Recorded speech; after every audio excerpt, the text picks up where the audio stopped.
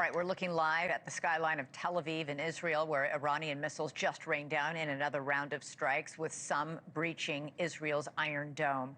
The missiles have caused damage, hitting deep into Tel Aviv's neighborhoods, targeting civilian areas and critically wounding people.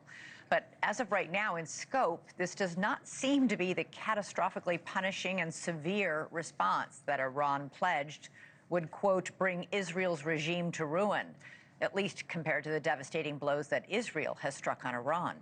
The Iranians clearly have some offensive capability left, but if this is their best shot, it's certainly survivable. A separate question is who's calling the shots in Tehran tonight, with 4 top commanders killed, including the head of the military, the head of the Revolutionary Guard, the head of the Air Force, and the head of emergency response.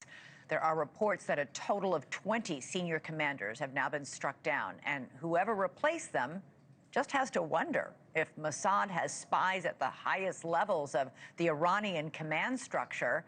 Who can you trust? Looking ahead, what remains in Iran's arsenal? Is the worst yet to come? Or, for all its bluster, will Iran be forced back to the bargaining table? President Trump is offering a, quote, second chance before there's nothing left of their regime. And if the Iranians do decide to strike a deal, will they have anything to offer by the time Operation Rising Lion is over? Joining us now is former National Security Advisor to President Trump during his first term, Ambassador John Bolton. He also served as U.S. Ambassador to the United Nations. Ambassador, you have long advocated for an action like the one Israel took overnight. Got to get your quick reaction to it. Well, I think it's off to a promising start, but it is just a start. Public press reports indicate Israel may have as much as a 14-day plan. Obviously, it depends on how successive strikes go. But Iran has a very extensive nuclear weapons program, and Israel had to get rid of a lot of air defenses remaining, which I think they've probably done largely. And they now have the opportunity to go after it in a very systematic way, which I expect we'll see over the next several days. The conventional wisdom has always been, however, that the Israelis could not take out those underground nuclear facilities alone. They would need American buster bunking bombs. I can never say that properly.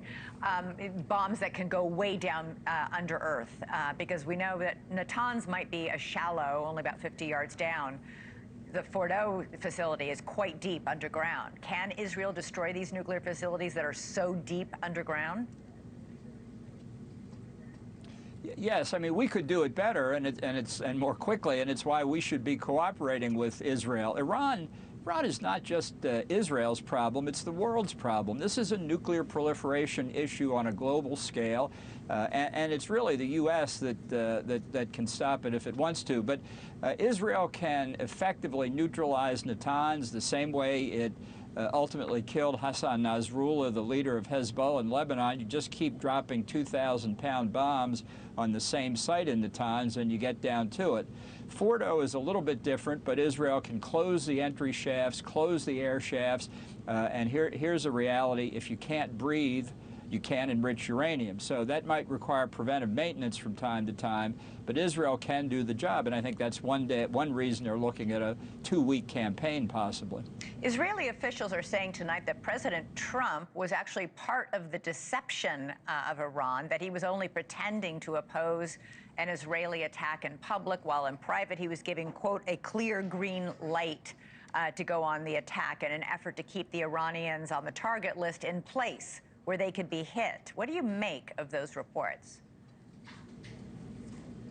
I don't believe that. I don't think Trump gave a green light of any kind to this. I think he really didn't want the Iranians to strike and the Israelis to strike, sorry. And if he had, he would have taken credit for it today, which in effect he's been trying to get to the head of the parade today after his secretary of last night basically said we had nothing to do with it and didn't even give Israel the customary shout out that we were fully supportive of their efforts. Trump has done that today, but no hint that he gave a green light. And believe me, if he could take credit, he would. Thank you for watching. Subscribe below and download our NewsNation app right now on your phone, and you will get fact-based, unbiased news for all Americans.